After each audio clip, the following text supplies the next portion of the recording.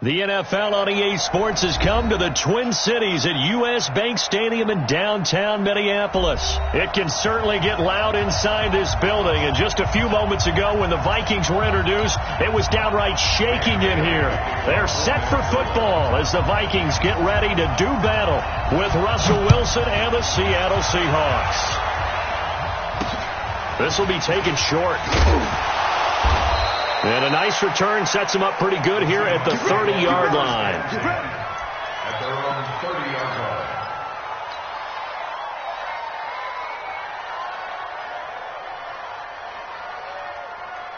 So 1st and 10 now from the 30.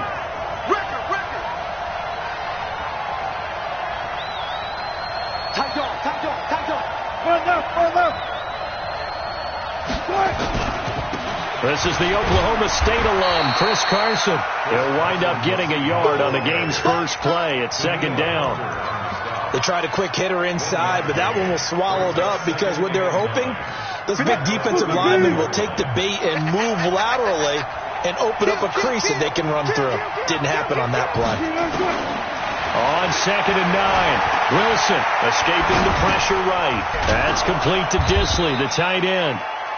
That catch good for 5. It's 3rd down.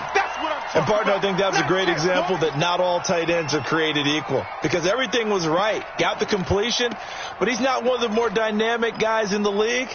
So even though he caught it, couldn't turn it into much more.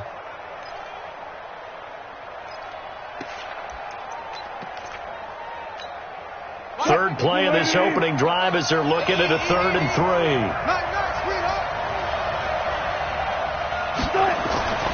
Wilson eluding the pressure right, and he can't find anywhere to go with it, and he goes down. The defensive end, Daniil Hunter, drops him. No doubt that's a very good play defensively right there because you've always got to be aware that he can take off and make a big play with his legs. How about the way they were able to contain him? That also tells me the coverage was excellent downfield. And this one hits at the 3 and then bounds into the end zone for a touchback.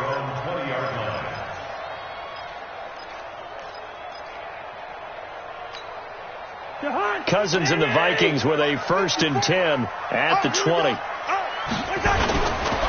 The first carry now for Dalvin Cook. And he's got room. And he will score. Touchdown, Vikings. Dalvin Cook, an 80-yard touchdown as his guys are able to strike first here in this opening quarter. Bailey got the extra point, and it's now a 7-0 game. Bailey now to kick it away after the touchdown.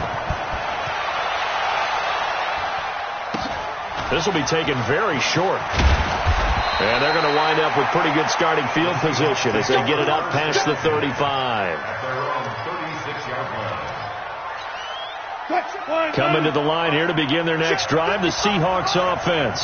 And on the first drive, 3 and out. I know that these are professional athletes, but I would imagine sometimes you get the nerves at the beginning of a game still, don't you? Those don't ever go away. And typically what I've heard from guys and what I remember from playing, if you don't have nerves at the start of a game, it's not going to be a great day for you. You're not really ready to play. So finding a way to harness those nerves and not let them affect you in a negative way, that's what all the guys are looking for. They'll try again from the 36 on 2nd and 10.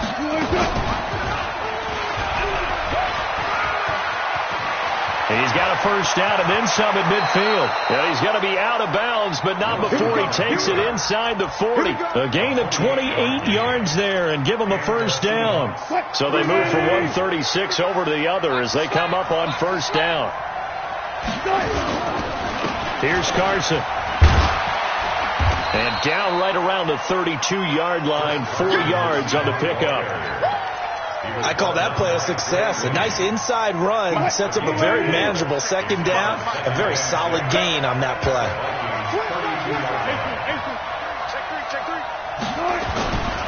This is Carson. One thing to keep in mind, partner, especially in the second half, when you've got a running back of this size, of these dimensions, I can just tell you, attrition does set in for a defense because you're excited about hitting him in the first half. Maybe not so much in the second half, and some of these shorter games turn into bigger runs later. And inside the 20 before he's brought down. It's a gain of 12, first down Seahawks.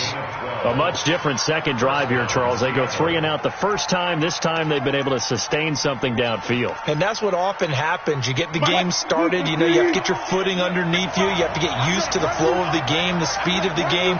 And sometimes that first drive is more of a probing drive. It appears they found something here in the second one. After 1, 7-0 on EA Sports.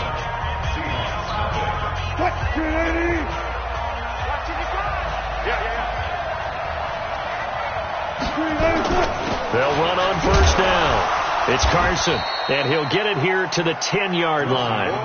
It's a 6-yard gain on the ground, and that'll make it 2nd and 4.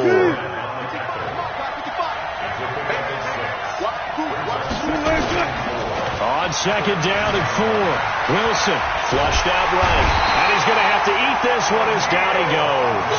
Daniil Hunter picks up his 2nd sack of the afternoon. 7th play of the drive upcoming here on 3rd and 6.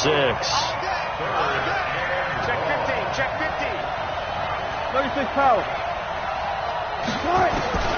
From the gun, it's Wilson. That's complete into the hands of Carson. And he's going to come up well shy of the first here as the tackle's made right around the 12. A minimal gain there on the 8th play of the drive. Myers' kick is good. And they are on the board, but still trailing. It's 7-3. Now, that's something of a pick-me-up. The offense certainly has struggled, but they do get the field goal before half to put 3 on the board. Yeah, you don't want to be shut out, but let's face it. Those 3 points, that's not going to solve all their problems either.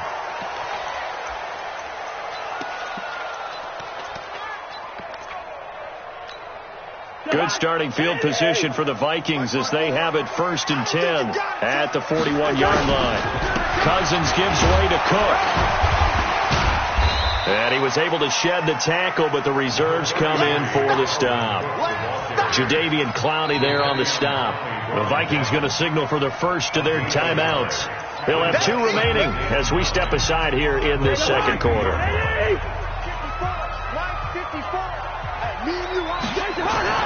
On 2nd and 9, Cousins. Flush to his right. He's got it complete to Stephon Diggs. And he'll be taken down, but not before he works it past the 50. 12 yards there, first down Vikings. 2 minutes to play in this first half, 7-3 our score.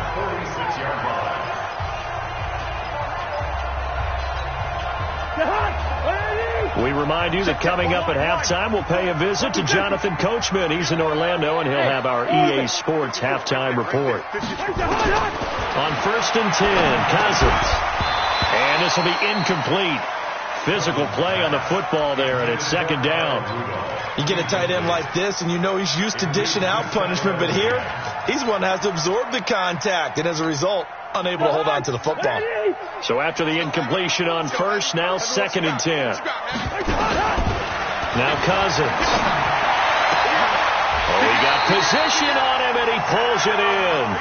And that'll wind up moving the chains again as the tackle's going to be made at the Seahawks 26.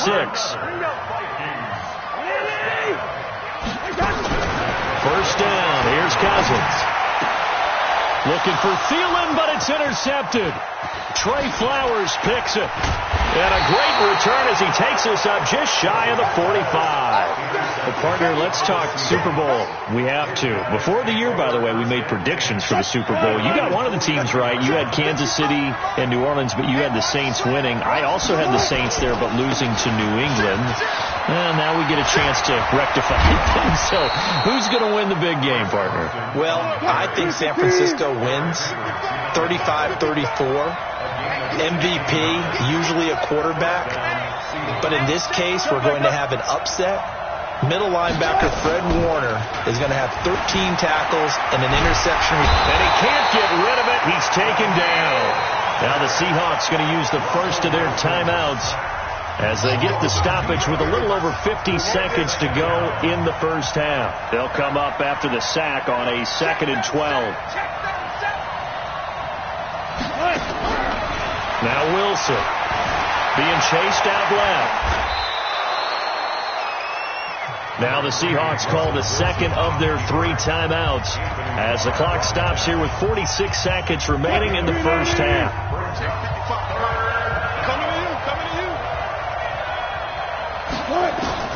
Wilson now to throw on 3rd down. Open man is Metcalf. He's got it. He's got his first catch here before halftime, and it goes for a first down.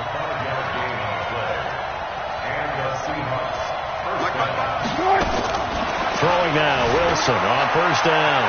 Escaping the pressure right. And that will be incomplete with a clock showing 18 seconds now to go.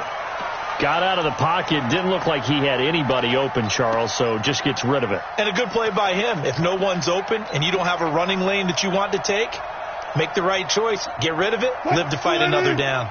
So now they'll come up on 2nd and 10, once again from the 28. Here's Wilson throwing again. He'll find Metcalf. And they move this all the way down to the 9.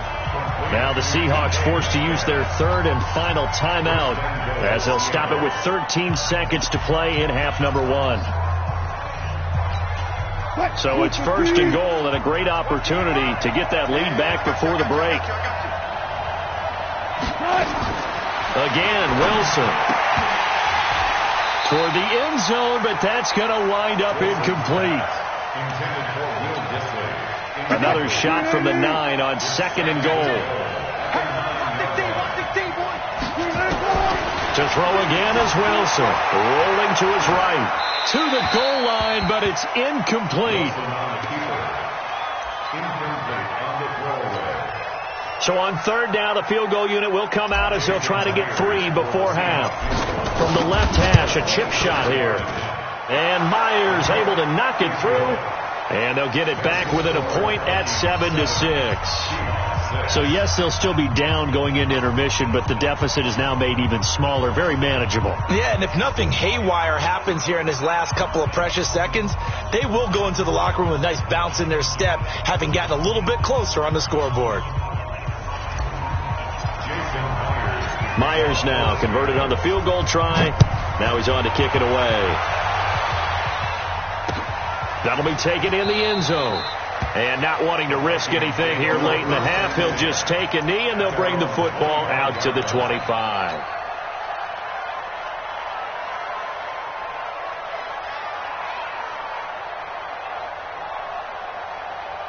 Here are the Vikings now to start their next drive. Time for a final kneel down or a safe run, and then they can head to the locker room with a lead. Yeah, or they can even run a screen. You know, something they feel is somewhat safe that might actually pop and turn into a big play.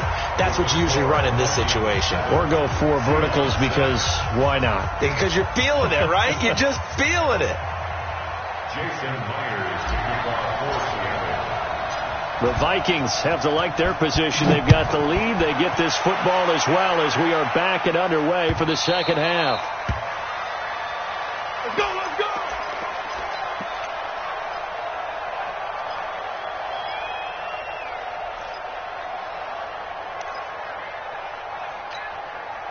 The Minnesota offense about ready to get this next drive underway. They have the lead now. They'll be looking for some separation here as we begin the 3rd quarter. I like the way you term that, because now I think they go a little bit deeper into their playbook.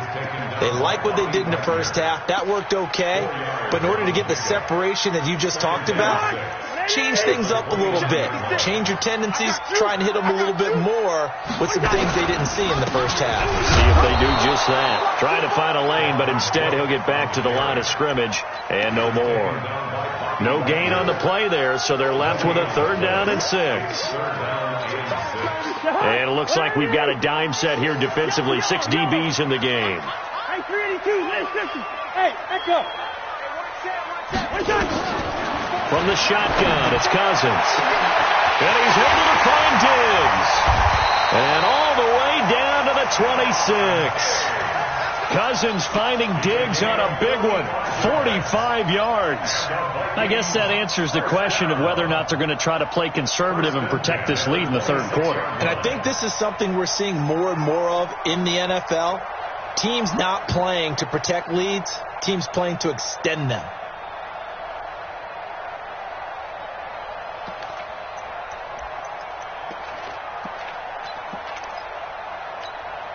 So now then, the big play has them all the way inside the 30 now, 1st and 10. They run. Cook trying to run inside, but nothing there. The tackle made by K.J. Wright. Perfectly designed blitz right there. They took that one from the grease board to the field because they were able to free up their linebacker to get into the backfield and spill the play. Officially nothing on that last run. They'll try again, 2nd and 10. Receiver. To throw is Cousins. Into double coverage, and it's intercepted. Able to get there and pick it. And a big turnover there as his guys will get the football back. First possession of the third quarter, an interception, so maybe a second-half tone setter. Indeed, and not the tone they wanted to set. That's the equivalent of running out the wrong door and running into your pool instead of running out onto the field. A real dud for that one. Has that happened to you before? No, but I've heard stories about teams actually doing that back in the good old days. Big stop, let's go. Now it's Carson. And nowhere to run on the interior of that defensive line. He'll get back only to the line of scrimmage. The tackle goes there to Linval Joseph. So after the run for no gain, here's 2nd and 10.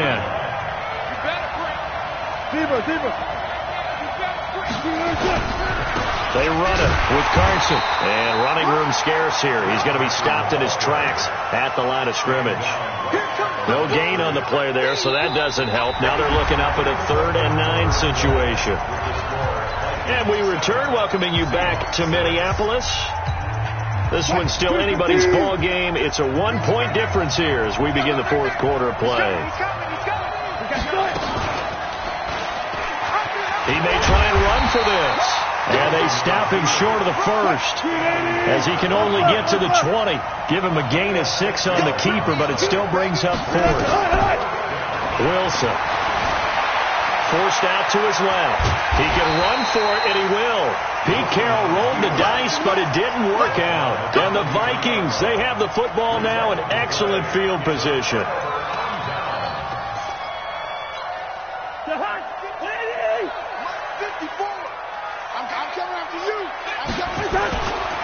First down, here's the run with Cook.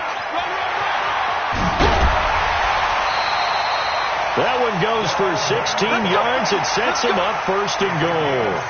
I tell you, they didn't give it to him much through the first 3 quarters, but when they have, he's been efficient. Maybe they ride him more here down the stretch. Hey, I'm not sure it was actually in the game plan for him to have as few carries as he has, but it might play out really well for them now. As you noted, they want to ride him down the stretch. He should have fresh legs.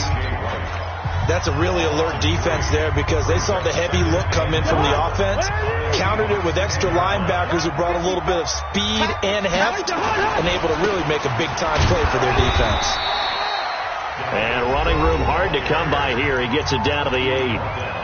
Now the Seahawks call the 2nd of their 3 timeouts. That's going to leave them with just 1 remaining here in this fourth quarter. One of the bigger plays in the game thus far, and the crowd getting into it as we come up on a big 3rd down. And he will maneuver his way down to about the 7. Now the Seahawks forced to use their 3rd and final timeout.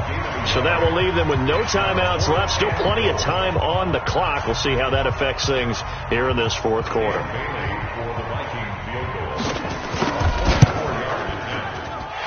Bailey able to knock it through.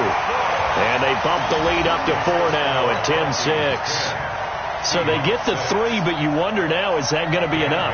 Excellent question, because when I look at the smiles on that side of the field, they're a little tight, aren't they?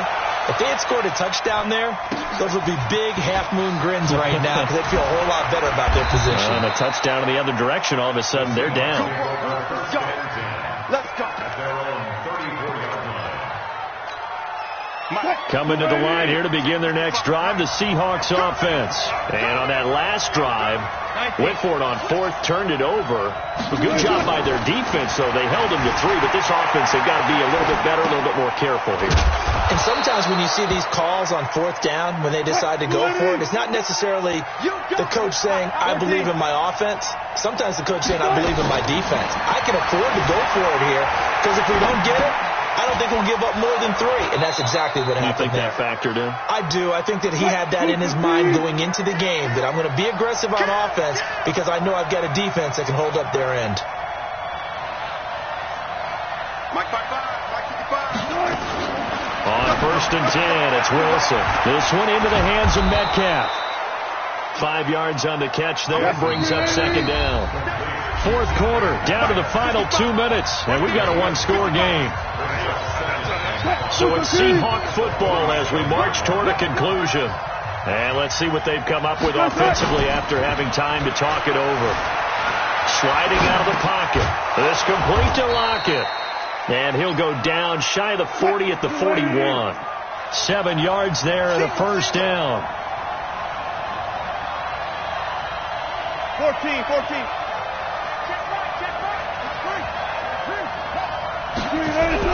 Here's Wilson.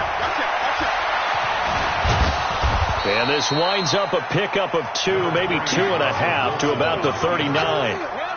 Looked at me like they adopted what my kindergarten teacher always said. If at first you don't succeed, try again. And finally, able to hold him in check. He'd been carving him up running the ball. That's the first time I think I've seen where the coverage was good downfield and they accounted for him and stopped him for a short pickup. Yeah, I don't think it was a big adjustment, but much more emphasis on making sure they knew where he was when he decided to take off and go.